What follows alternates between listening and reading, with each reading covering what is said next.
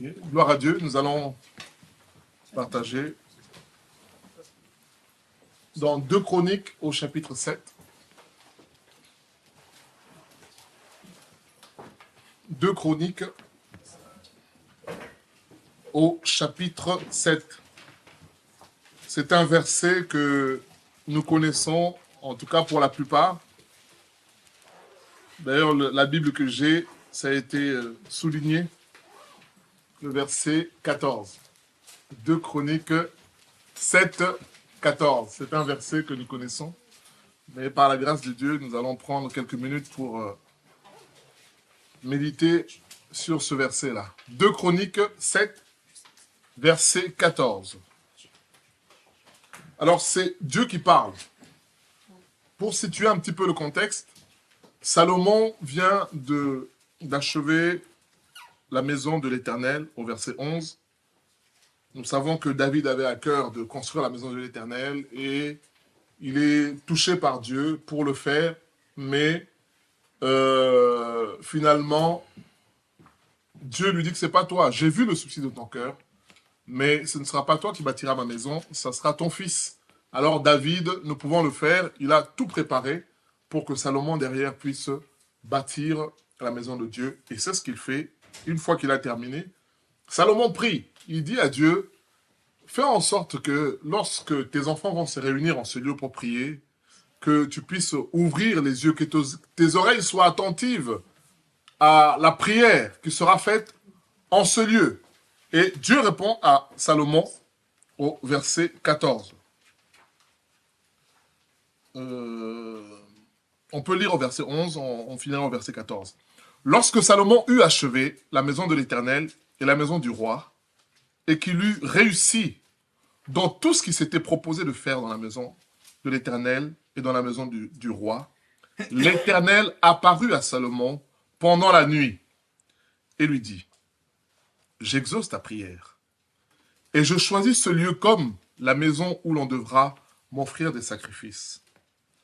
Quand je fermerai le ciel et qu'il n'y aura point de pluie, quand j'ordonnerai aux sauterelles de consumer le pays, quand j'enverrai la peste parmi mon peuple. » Maintenant, on arrive au verset 14 pour comprendre le contexte. « Si mon peuple sur qui est invoqué mon nom s'humilie, prie et cherche ma face, et s'il se détourne de ses mauvaises voies, je l'exaucerai des cieux, je lui pardonnerai son péché, et je guérirai son pays. » Et verset 15, « Mes yeux seront ouverts désormais, et mes oreilles seront attentives à la prière faite en ce lieu. » Alors, en méditant ce matin, le verset 13, Dieu dit, quand je fermerai le ciel, quand il n'y aura plus de pluie, quand j'ordonnerai aux sauterelles de consumer le pays, quand j'enverrai la peste parmi mon peuple. Voilà, Dieu décrit tout ça. En fait, la pensée qui m'est venue, c'est que les choses que nous pouvons considérer comme négatives dans nos vies qui arrivent, en réalité, elles ne sont pas si négatives que ça. Elles sont négatives à notre échelle puisque c'est quelque chose qui nous fait souffrir et qui nous fait mal. Mais vous savez, Isaïe 55, c'est un des versets qui me perturbe toujours jusqu'aujourd'hui lorsque Dieu dit « Mes pensées ne sont pas vos pensées. Mes voix ne sont pas... » Bien aimé, vous savez, je ne sais pas si Dieu nous fera la grâce de comprendre ça, mais une fois qu'on a intégré cette réalité-là, ça nous apaise. En tout cas, ça m'apaise de dire que il y a des informations que je n'ai pas. Là, on lit au verset 13, même quand je vais fermer le ciel, quand j'enverrai les sauterelles, quand j'enverrai... Donc, c'est-à-dire que les choses négatives qui nous arrivent ne sont pas en réalité si négatives que ça. Quel est l'objectif finalement alors? C'est écrit, hein, là, dans le verset qu'on a lu, c'est que Dieu, parfois, nous envoie des choses négatives pour qu'on puisse venir à lui. C'est ça qui est écrit là. Il dit, je vais envoyer des difficultés, je vais fermer même le ciel à la pluie, à toutes ces choses-là, pour que le peuple prenne conscience, revienne, et alors, qu'il crie. Alors maintenant, verset 14, c'est ça l'objet de notre partage. « Si mon peuple sur qui est invoqué mon nom. » Alors, je méditais ça, il y a des choses qui me sont venues. Dieu dit, « Si mon peuple sur qui est invoqué mon nom. » On va lire la suite après, mais on va s'attarder déjà là-dessus. Alors, comme j'aime à faire, c'est un partage, pour éviter que ce soit un exposé académique. Si mon peuple sur qui est invoqué mon nom. Alors, quelles informations cette partie-là nous donne? Dieu a un peuple. Amen. Dieu a, premier point, Dieu a un peuple. Deuxième point qui découle du premier point, c'est lequel? La condition. La condition, ça c'est un troisième point, c'est si, mais par rapport à ce que Bastien a dit, Invoqué. non, invoquer c'est, non, juste par rapport au peuple. On a dit que Dieu a un peuple, premier point. Alors qu'est-ce qui peut découler du fait que, pourquoi Dieu a, je sais, Le créateur. C'est la différence. non. Il a un peuple qui lui appartient. Il a un peuple qui lui appartient, mais qu'est-ce qui peut venir contredire le fait que Dieu a un peuple? Il peut aussi se détacher de Dieu. Oui, c'est ça. En fait, il a un peuple, mais ce peuple-là, si de l'autre côté, en fait, je sais pas. Non. C'est le Dieu a un peuple. Il dit, si mon peuple sur qui est invoqué mon nom. Alors, moi, la première réflexion, c'est de dire, si Dieu dit, si mon peuple, c'est que Dieu a un peuple. Mais il dit, sur qui est invoqué mon nom. Deuxième point, c'est que tout celui qui invoque le nom de Dieu ne fait pas forcément partie. Est-ce qu'on est d'accord ou pas? Oui. Vous voyez comment c'est profond ce que Dieu dit là? Tout celui qui dit Dieu ne fait pas forcément partie du peuple de Dieu. Il y a un verset dans Romains 9 qui dit « Tous ceux qui descendent d'Israël ne sont pas Israël ». Paul veut dire que tout celui qui va à l'église n'est pas forcément chrétien au sens biblique. Aujourd'hui, il y a des adventistes du 7e jour, ils utilisent la Bible. Aujourd'hui, il y a toutes sortes d'églises, même des ICC, ils se disent aussi chrétiens. Même le catholique aussi va dire qu'il suit Jésus. Est-ce qu'on est d'accord là-dessus? Oui. Est-ce qu'il y a des versets bibliques qu'on peut donner pour étayer le fait que c'est pas tout celui qui dit qu'il est réellement? Est-ce qu'il y a des exemples qui peuvent nous étayer cela? Matthieu 7, 21. Matthieu 7, 21 qu'on va lire. Voilà. On va lire Matthieu 7, 21.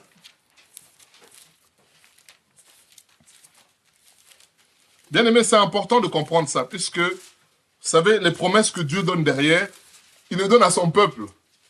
Et quelquefois, il y a des choses qu'on ne voit pas dans notre vie. La question, c'est, fais-tu partie du peuple de Dieu? Notre exhortation, c'est mon peuple. Voilà. C'est Dieu qui parle, c'est pas moi. C'est Dieu qui parle. Donc, on a intitulé l'exhortation mon peuple. Mais la question, c'est est-ce que... Alors, Matthieu 7, 21. Ceux qui me disent Seigneur, Seigneur, n'entreront pas tous dans le royaume de Dieu. C'est très fort, ce que Jésus dit là. C'est fort. Et il ajoute, mais seulement celui qui fait la volonté de mon Père qui est dans les cieux. Il ajoute maintenant, parce que il y a des gens qui vont dire, mais nous tous on était au culte. Moi j'étais avec Boris, j'étais avec Jean-Luc, j'étais avec Ado, j'étais avec Donatien, on était ensemble. À la veillée en fleurs, j'étais là. Regardez, verset 22. Plusieurs, il dit pas un seul, plusieurs, ça commence à partir de deux. Plusieurs me diront ce jour-là, Seigneur, Seigneur, n'avons-nous pas prophétisé par ton nom? N'avons-nous pas chassé des démons par ton nom? N'avons-nous pas fait beaucoup de miracles par ton nom? Alors je leur dirai ouvertement, je ne vous ai jamais connu, retirez-vous de moi, vous qui commettez l'iniquité. Vous voyez, bien aimé, notre deuxième point, c'est que tout celui qui dit, Jésus le dit dans Jean 10 au chapitre 26. Vous savez, c'est en méditant ce verset-là, j'ai compris Jean 10 qu'on peut lire, si quelqu'un peut nous dire ça. Jean 10, 26, mais le verset qui nous intéresse, c'est le verset 27. Mais on va lire le 26 pour abonder un peu par rapport au deuxième point. Jean 10, verset 26 à 27. Qu'est-ce que Jésus dit? Quelqu'un peut nous lire à haute voix? Mais vous ne croyez pas parce que vous n'êtes pas de mes brebis. Mes brebis entendent ma voix, je les connais et elles me suivent. Amen. Alors, vous voyez, Jésus parle à qui?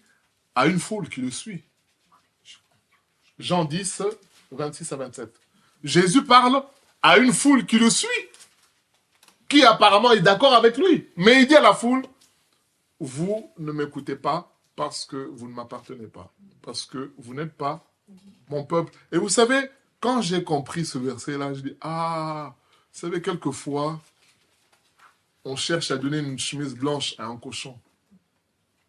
Qu'est-ce qui va se passer? Ah, tu vas beau acheter une chemise Louis Vuitton, tout ce que tu veux, la laver dans la machine, tu la donnes au singe ou au cochon. Le singe, lui, son problème, il va monter sur l'arbre.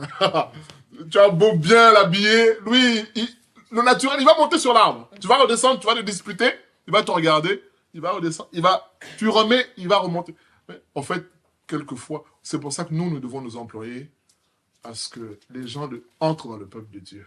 Voilà. Jésus dit, vous ne me suivez pas parce que vous n'êtes pas mon peuple. Il rajoute au verset 27, il dit, mes brebis me connaissent, elles entendent ma voix et je les connais. Vous savez, quand je méditais ça, c'est curieux pour les mamans. Moi, c'est quelque chose qui me dépasse. Hein. C'est un peu comme l'exhortation de ce matin, Grand Couronne, où Dieu fait des choses qui nous dépassent. Vous savez, on peut mettre 40 mamans dans une pièce, 40 bébés qui dorment.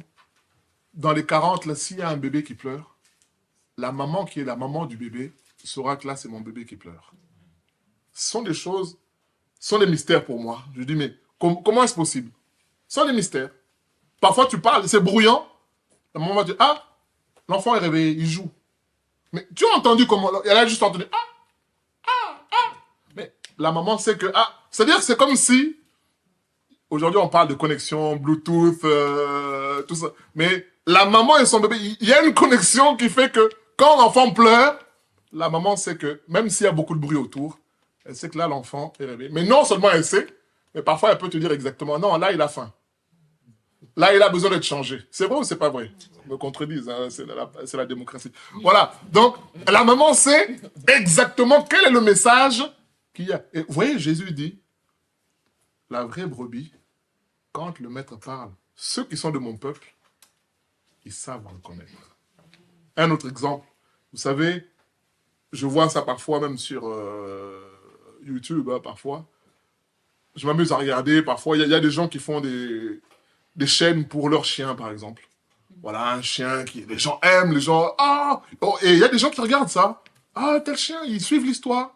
Et je m'amuse à regarder une vidéo où le maître appelle 3 personnes. Il y a un qui siffle, le chien ne réagit pas. L'autre qui siffle, mais le maître, lui, il est caché. Il va dire, tu vois, le chien, c'est... C'est-à-dire que là, il a su différencier le premier sifflement, deuxième, et le troisième. Donc, il y a quelque chose, et pourtant c'est un sifflet, c'est pas la voix. Hein. Mais rien que le... Et je peux vous dire que le chien va même à l'odeur. Hein. Parfois même au pas. Lui, il est là, le maître arrive en bas, là, dans le hall, il sait déjà que le maître arrive. Ce sont des choses, bien aimées, ce sont des mystères. Mais je prends ces exemples-là pour nous montrer, c'est ce que Jésus dit là. Le bon berger, quand il parle, ceux qui sont de son peuple entendent. Même de loin. Ils savent que le maître a parlé. Ils savent cela. Et toujours la même vidéo, les personnes s'amusaient à dire au chien, attaque, attaque, le chien ne bouge pas. Et quand le maître bouge, tu vois, le chien, il n'a même pas parlé, il sait déjà, donc le chien sait déjà ce que le maître va dire. Bien aimé, mais n'est-ce pas merveilleux? J'ai vu même une vidéo où, là c'est un chien chrétien, si on peut dire, c'est-à-dire que le maître lui met la nourriture, tant que le maître n'a pas prié, le chien est là, il attend. Le maître prie, il dit Amen, le chien commence à manger. Je dis waouh! Bien aimé, ce sont les réalités, ce que je vous dis là. Bon, revenons à nos moutons. Donc, deuxième point, on a dit que tous ceux qui disent être de Dieu ne font pas forcément partie du peuple de Dieu. Ce qui fait que beaucoup se méprennent. Et vous savez, Dieu a envoyé Jérémie, dans Jérémie 7, où pour prêcher la parole, pas au marché. Hein. Il a envoyé où? Qui se souvient? Dans Jérémie au chapitre 7. Qu'est-ce que Dieu dit à Jérémie? Va te placer à la plage. Ah. Il dit, va te placer à la porte du temple.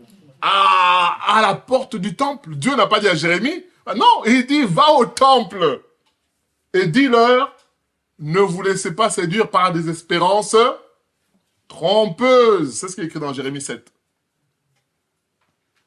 Vous venez au temple, vous faites le culte, vous rentrez, vous faites des sacrifices à Baal, vous faites des sacrifices à l'Astarté et vous dites, nous sommes le peuple de Dieu. Dieu dit à Jérémie, non, dis-leur, ils ne sont pas mon peuple, bien-aimé. C'est ça notre exhortation aujourd'hui. C'est, est-ce que je fais partie du peuple de Dieu? Et donc, il y avait le troisième point que Donadieu a évoqué. On va l'évoquer rapidement. Dieu dit, si mon peuple qui introduit la condition, c'est pour nous dire que, bien aimé, notre relation avec Dieu est conditionnée au fait que nous suivons ce que Dieu nous demande. Ça rejoint Deutéronome 28. Hein. Il dit, si tu obéis, voilà ce qui va te suivre. Mais par contre, si tu désobéis, voilà aussi ce qui va arriver. Donc, notre relation avec Dieu est conditionnée sur le fait que nous obéissions ou pas. Jésus dit dans Jean 14, 21 que celui qui m'aime, c'est celui qui pratique mes commandements. Voilà, il n'y a pas autre chose. C'est comme ça. Voilà. Maintenant, revenons maintenant sur mon peuple, le peuple de Dieu. Alors, quelles caractéristiques peut-on donner du peuple de Dieu? Dieu dit, si mon peuple sur qui est invoqué mon nom s'humilie, prie, cherche ma face, se détourne de mauvaises voies, je l'exaucerai les cieux, je pardonnerai son péché, je guérirai son pays et mes yeux seront ouverts désormais dans ce lieu où la prière est faite. Donc, bien aimé, celui qui est du peuple de Dieu, premièrement, c'est celui qui accepte Jésus comme Seigneur et Sauveur. Celui qui est du peuple de Dieu, c'est celui qui sait s'humilier. S'humilier d'abord devant Dieu, parce que Dieu est le Créateur. Il est le Tout-Puissant. Il dit, hein, si mon peuple sur qui est invoqué mon nom s'humilie, bien aimé, Dieu sait que le vrai problème de l'homme, c'est le problème de l'orgueil. Vous savez, il y a des gens qui sont très calmes, en apparence simples. Mais quand vous les approchez, vous vous rendez compte que même dans la simplicité apparente, ils ont des principes qui sont... En fait, c'est quand tu approches, tu dis, ah bon? Il est comme ça, hein? Mais vous savez, il y en a, ils sont exubérants, on sait que, ah lui, et souvent, nous les humains, on n'aime pas des gens comme ça. Ah lui, il se montre trop, lui. Il y en a, bien aimé, détrompe-toi. Il y en a, ils sont calmes. Ah, mais c'est pas, ils sont encore plus compliqués. Ils sont plus compliqués. Parfois, la femme se plaint ou le mari se plaint. Mais, oh, mais le monsieur est doux comme ça. Ah, mais doux là, c'est dehors. Quand tu l'approches, il y a des gens, ils sont tellement compliqués. Bien aimé, cette complication-là, nous l'avons aussi avec Dieu. Donc, celui qui fait partie du peuple de Dieu, celui qui fait partie du peuple de Dieu, c'est celui qui doit reconnaître que Dieu est grand. Ça va impliquer reconnaître aussi qu'il a besoin d'apprendre des autres. S'humilier aussi, c'est ce que la Bible dit, hein, de considérer les autres comme étant supérieurs à soi-même. Et dans cette position-là, tu peux apprendre de l'autre. Tu peux apprendre de ton enfant. Tu peux apprendre d'un païen. Quelqu'un peut te dire quelque chose, mais puisque tu as conscience que Dieu te parle, mais tu ne vas pas dire, oui, mais c'est un païen, lui, qu'est-ce qu'il peut... Non, ça c'est bien aimé, c'est l'orgueil mal placé. Ouais, mais lui, il est païen, lui, c'est un voleur. Qu'est-ce qu'il va m'apprendre? Non. Et l'humilité de dire, ah, Dieu peut passer par un païen pour me parler. Moi, je prends ce que j'ai à apprendre. Je retiens ce que j'ai à retenir. Parce que dans ce cas-là, on n'irait pas chez les médecins non plus. Hein. Parce qu'on va dire, oh, le médecin, c'est un païen. Ah, mais tu vas chez le médecin, il te dit, allez, buvez ça pendant le repas. Tu vas pas dire, non, non, non, moi, je... Non, mais il te dit, tu bois ça pendant le repas, c'est comme ça. Ça, tu bois ça avant 19h. Ça, tu bois ça, tu conduis pas. C'est vrai ou c'est pas vrai? Si tu veux aller mieux, bah, tu vas écouter ce qu'il te dit. Et ça nécessite de l'humilité, d'écouter ce que l'autre a à te dire. Dieu dit, si mon peuple sur qui est invoqué mon nom s'humilie, ne cherche pas la faute chez les autres. Une attitude de repentance personnelle. Pas comme Adam lorsque Dieu lui dit, tu es où? Il dit, non, je me suis caché. Pourquoi tu es caché? Parce que j'ai péché. Pourquoi? Mais parce que c'est la femme, c'est pas moi. La femme que tu m'as donnée. Voilà, bien aimé, une attitude comme ça, ça montre que on ne fait pas partie du peuple de Dieu. Notre exhortation aujourd'hui, ce n'est pas de dire qui est du peuple. Non, c'est un examen de conscience. Moi, le premier, hein, pour dire, est-ce que je fais partie du peuple de Dieu tel que Dieu dit? Parce que toi, tu peux penser faire partie du peuple de Dieu, mais Dieu ne te connaît pas. On a lu en Matthieu 7. Hein. Toi, tu peux penser que c'est bon, mais c'est toi. Dieu, lui, non, il ne te connaît pas. Combien connaissent Charles? Combien connaissent l'histoire du roi d'Espagne? Mais beaucoup. Mais si on pose la question au roi d'Espagne ou à Charles, tu connais Jean-Luc tel... c'est qui? Il ne sait même pas qu'une personne comme ça existe. Hein. Mais toi, tu le connais. Mais lui, il ne te connaît pas parce que vous n'êtes pas en relation. Il ne sait pas que tu existes. Et beaucoup pensent connaître Dieu, mais en réalité, Dieu, non. Il te voit, oui, tu viens, tu fais des activités, tu repars, c'est tout. Mais quand il faut obéir à la parole de Dieu, quand il faut te soumettre,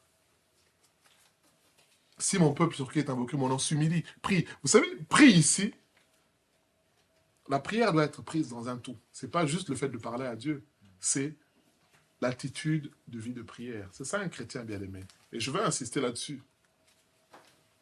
L'attitude de la vie de prière. Ceux qui écrivent et lire dans Ésaïe 58 où Dieu parle du vrai jeûne. Vous vous rappelez de ce verset-là? Pourtant, les gens allaient au temple. Hein. Ils jeûnaient. Mais Dieu dit, mais est-ce que c'est à ce jeûne-là que je prends plaisir? Non. Le véritable jeûne, c'est quand tu viens prier, mais et la vie aussi qui va avec. Ne te contente pas de dire juste des belles paroles pendant 3 heures. Oh, alléluia, au nom de Jésus. Non, c'est pas ça. Et il y a des gens qui sont spécialistes pour ça, de combat spirituel. Donc tous les jours à 3 heures du matin, ils se lèvent pour prier. Mais, bien aimé, c'est pas ça que Dieu attend de nous. Ce que Dieu attend de nous, c'est que, qu'est-ce que cette vie de prière produit en toi? Nous nous souvenons de l'histoire du pharisien et du publicain. Hein. Le publicain qui se tenait devant Dieu en disant, oh, sois apaisé. Non, non, non, il dit, moi je suis un homme correct, je jeûne 2 fois par semaine, je fais ceci, je fais cela. Je ne suis même pas comme ce publicain qui est à côté de moi. Vous voyez, bien aimé, Jésus prend cet exemple-là pour nous montrer que la prière, ce n'est pas juste ce qu'on dit. La prière, c'est l'attitude aussi de miséricorde. Ah, t'as vu le frère là? Il a remis le même pantalon, ça fait 4 dimanches. C'est le même. Le pantalon est fils unique. Il n'a pas de frère, il n'a pas de sœur. Tu as vu la chemise? Ah! Cette chemise, mais peut-être que la chemise, peut-être qu'il a la même chemise blanche, et il en a peut-être 3. Mais je donne cet exemple-là, bien aimé, pour nous dire, si toi tu as remarqué qu'il a la même chemise, l'attitude de prière, c'est quoi? C'est dire, bon, quand j'irai à Kiabi, je vais lui acheter une chemise. Frère, comment ça va? Ça va? Bon, le Seigneur m'a mis à cœur. Voilà ce que j'ai... Ah, bah, gloire à Dieu. Bien aimé, c'est ça ou c'est pas ça? Vous voyez, quand il dit prie ici, c'est pas juste... Non, c'est la vie qui va avec. Au lieu de te moquer de l'autre, bah, pense à lui faire du bien. Matthieu 7,12, c'est un principe biblique. Jésus dit, ce que tu veux que les autres fassent pour toi, toi fais-le aussi. Au lieu de te mettre à critiquer l'autre, toi, pose un acte qui montre que tu es en adéquation avec la prière. Bien aimé, c'est ça que Dieu dit ici. Si mon peuple prie, c'est ça prier. C'est pas juste connaître bien les versets, faire des poèmes. Bien aimé, c'est pas ça qui impressionne Dieu. Ce que Dieu veut, c'est une attitude qui va en concordance avec ce qui est écrit là. Tu vois que l'autre, il a toujours pour se plaindre. Ah, tu as vu tel, ce qu'il m'a fait. Frère, il est écrit dans Matthieu 18. Tu as un problème avec ton frère, va le voir. Ça continue. Ben écoute, si ça continue, moi je vais faire la médiation, on va aller voir le frère, on va discuter ensemble. Si ça continue, bon, on ira voir les autorités, un frère aîné dans la foi qui va nous conseiller. Bien aimé, c'est ça quand Dieu dit prie ici, c'est cette attitude-là. Et il rajoute, cherche ma face. Bien aimé, vous savez, aujourd'hui dans le milieu chrétien, on cherche les poches de Dieu. On cherche la carte bleue de Dieu. Les gens viennent à Dieu puisqu'on t'a dit tu auras un enfant, tu auras un CDI, tu auras le visa. Ah, je peux vous dire que quand tu dis à quelqu'un tu auras le visa, je peux vous dire que tous les jours il sera au culte, hein, surtout en Afrique. Là. Or, Dieu dit ici, cherche ma face. Mais pourquoi la face? Je me suis posé la question. Pourquoi la face? Une relation transparente de vis-à-vis. Vous savez, 2 Corinthiens 3,18 nous dit quoi? Nous tous dans le visage découvert, pas caché. Beaucoup viennent au Seigneur, viennent dans les choses de Dieu, mais il y a une part sombre de leur vie qui garde. Comme quelqu'un m'avait dit une fois, ah mais il ne faut pas abuser, pasteur, hein. Un chrétien peut avoir sa vie privée. Je dis, tu te rends compte que même quelqu'un comme Macron, il n'a pas de vie privée. Hein. Partout où tu vas, il y a des journalistes qui sont là. Tu vas faire quoi? Tu vas les taper. Même si tu les chasses à distance, mais ils sont là. Ils sont là, c'est comme ça. Je dis, quand on est chrétien, donc ton frère a le droit de te poser des questions. Mais comment ça? Moi, qu'il ose même me poser des questions sur ma vie personnelle, il va voir. Je dis, ah oui, mais Dieu va bien te briser, tu vas voir. Voilà. Bien aimé, c'est ça. Nous tous dans le visage découvert, nous contemplons le Seigneur, la Bible dit, nous sommes transformés en la même image, de gloire en gloire. Et Dieu dit, cherchez la face de Dieu. C'est-à-dire, être dans une relation où on est, vous savez, lorsque le souverain sacrificateur rentrait, on dit que la lumière devait briller en face, pas sur le côté. Donc quand il entrait, parce que c'était tout nuit, hein, quand il entrait dans le Saint des Saints, la lumière qui frappait sur son visage, en fait, c'était un peu comme le symbole de la présence de Dieu, où rien n'est caché, rien n'est dissimulé. C'est ça, bien-aimé. Être transparent. Vous savez, lorsque un exemple de quelqu'un hein, qui était du peuple de Dieu. Bien-aimé, quand je dis être le peuple de Dieu, ça ne veut pas dire qu'on ne pêche plus. Ça ne veut pas dire qu'il arrive pas qu'on ait des moments de faiblesse, mais quand on est face à la lumière, on sait reconnaître que là, on m'a attrapé. Vous savez, lorsque Nathan vient voir David pour lui dire, voilà un pauvre qui avait une brebis et un riche qui en avait beaucoup. Alors le riche, puisqu'il était impuissant, puisqu'il était tout puissant et dans l'impunité, il a pris la brebis du pauvre. Il a tué, il s'est réjoui. Et le pauvre n'avait plus rien. David dit, mais cet homme mérite la mort. Nathan lui dit, cet homme, c'est toi.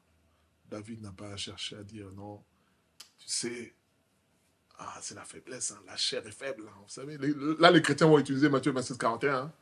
Ah, la chair est faible, l'esprit bien disposé. Oh, mais la chair est faible, l'esprit... Quand ce verset-là, c'est pour te dire que la chair est faible, c'est un constat. C'est pas pour te dire, bon, il n'y a plus rien à faire, bon, la chair est... Non, c'est un constat. Mais, dans le même verset, on dit, si tu acceptes de vivre par l'esprit, finalement, cette chair faible ne pourra pas avoir le dessus. C'est ça. Mais les gens, ils disent, la chair est faible, hein. Nous sommes tous des humains. Hein. Non, c'est pas ça que ce verset dit. Et quelqu'un qui est du peuple de Dieu, vous savez, comme David, il sait reconnaître. Il a fauté. Il a reconnu. Vous voyez, c'est ce que Dieu dit là.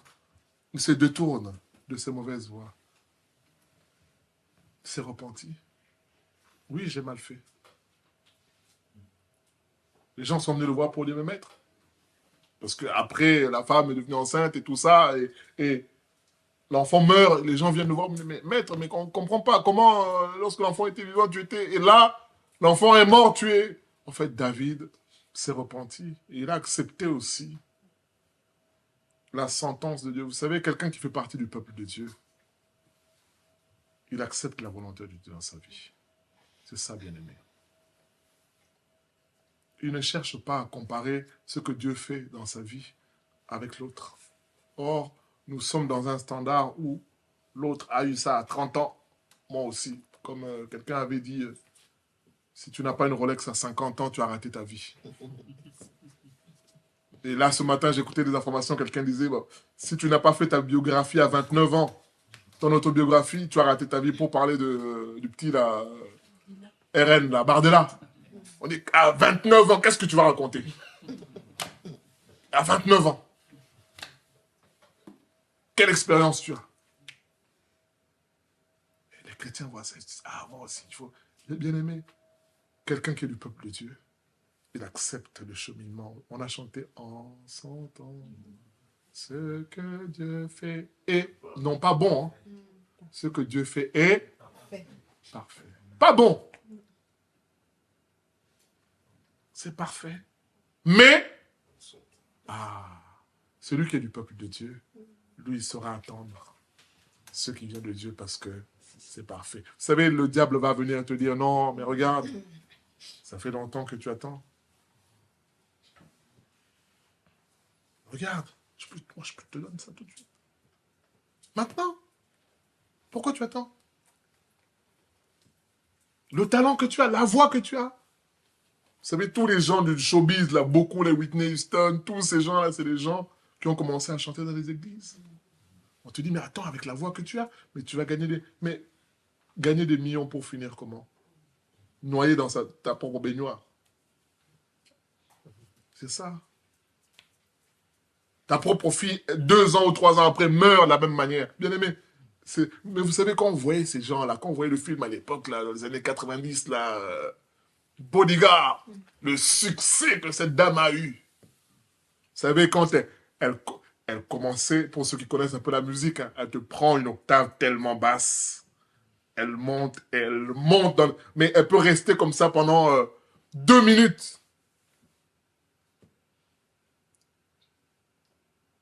Vous savez, vers la fin de sa vie, là, elle n'arrive même plus à chanter sur la tonalité. Bien aimé, vous savez, ce monde appartient à Dieu. La gloire que tu peux avoir en quelques instants, comme c'est écrit dans Luc 4, hein, Matthieu 4, Jésus montra, le diable lui montra en quelques instants le monde. Bien aimé, c'est ça la réalité. Tout ce que nous voyons là, en réalité, ne dure que quelques instants. Mais quand on voit ça, on a l'impression que c'est non. Johnny Hallyday, Michael Jackson, mais vous savez, leur succès, ça a duré un temps. Même si tu as l'impression que depuis que tu es petit, tu as connu ces gens-là. Mais ça va durer peut-être 40 ans. Ça va durer 30 ans. Ça va durer 15 ans. Mais ça va finir par passer, bien-aimé.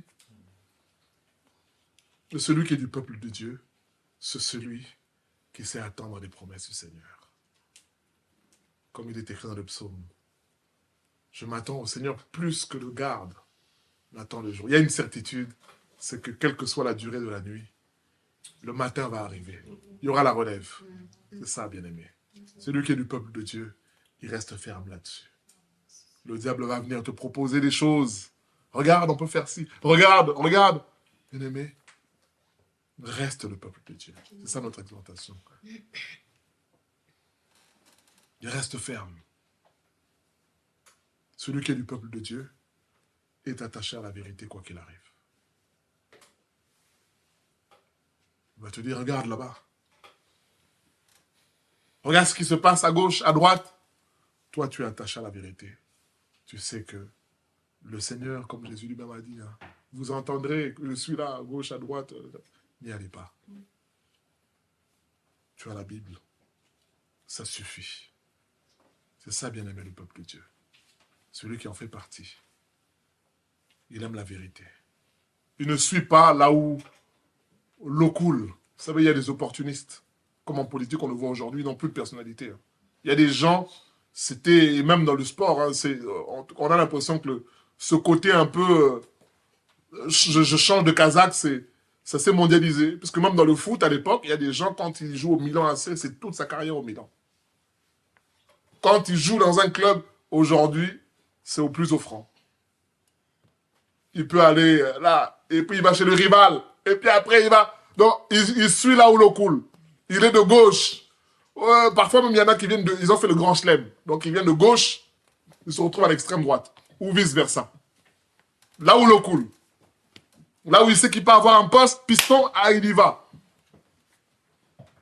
Celui qui est du peuple de Dieu, il reste attaché à Dieu, quoi qu'il arrive. Les amis de Daniel, le roi dit, allez, vous allez mourir. Il dit, roi, nous n'allons pas discuter avec toi.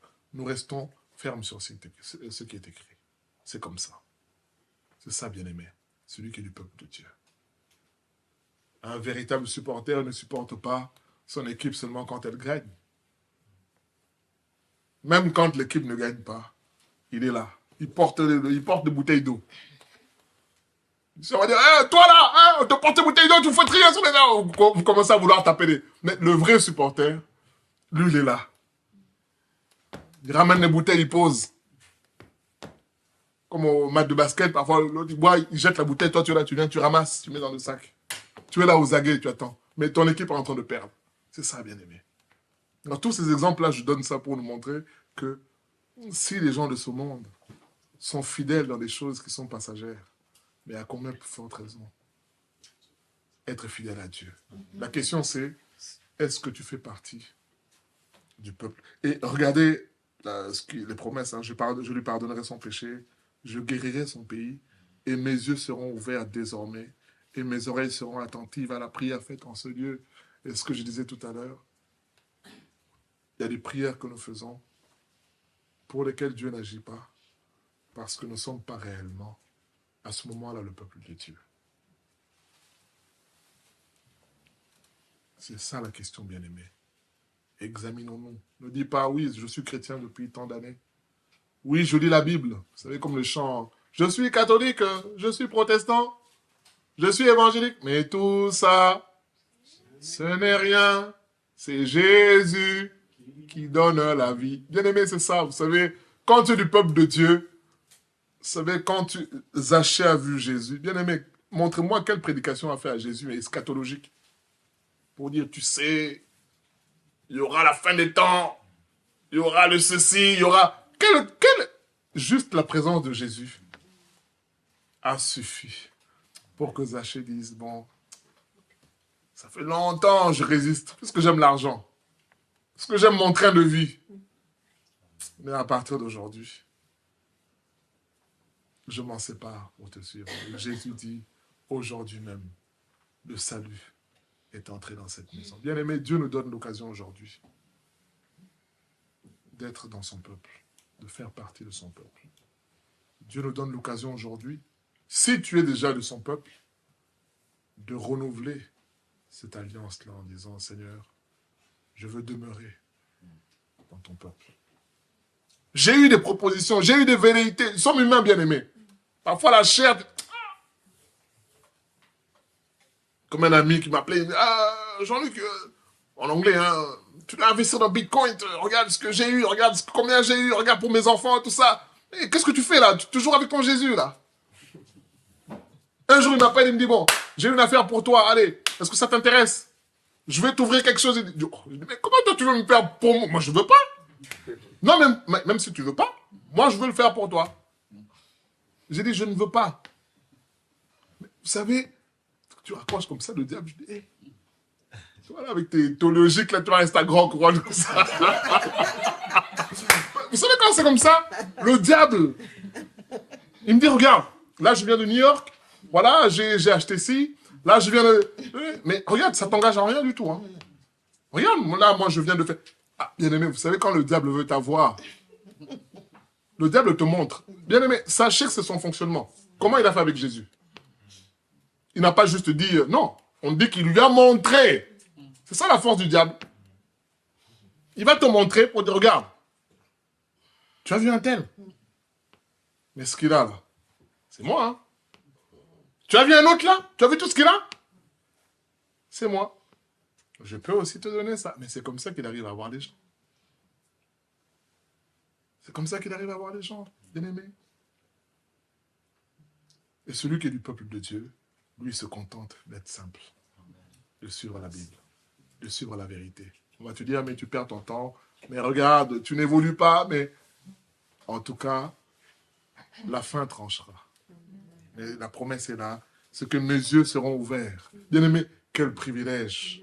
Dieu dit, si tu demeures mon peuple, mes yeux sont ouverts. Vous savez, quand tu deviens l'enfant de Trump, ou je ne sais plus, comme je regardais dernièrement, la petite fille de Trump qui parlait, tu as le papy qui est là, qui regarde, on voit, vous savez, Trump, on a l'image de quelqu'un qui est dur, mais il regarde, vous savez, des papis, il regarde sa petite fille, mais il est admiratif, quoi. Vous savez, qu'est-ce qu'il y a de plus beau d'avoir un papy comme ça, comme Trump, qui a des avions, bien aimé. Tu vas lui demander quoi? iPhone 15, il va te refuser? Qu'est-ce qu'il va te refuser? Le monsieur est en train de regarder sa petite fille. Tu vois la tendresse.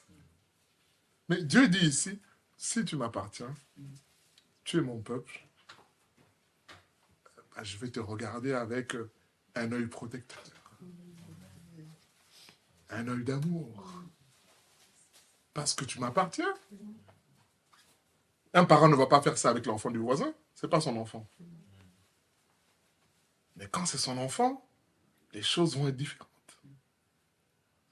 Et c'est ça, bien aimé, notre exhortation. Nous allons prier pour que Dieu nous aide à méditer chacun.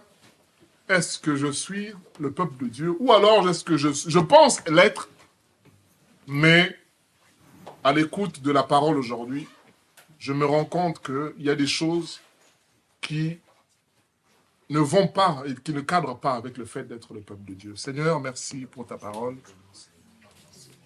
Aide-nous, Seigneur, à revenir à toi, Seigneur. À être ton peuple, Seigneur. Seigneur, nous prions pour que tu nous aides. Nous prions pour que tu étendes ta main dans nos vies, Seigneur. Toi qui es le Dieu Tout-Puissant. Merci d'agir et de te manifester. Toi qui es le Dieu fidèle. Nous voulons, Seigneur, demeurer, Seigneur, ton peuple.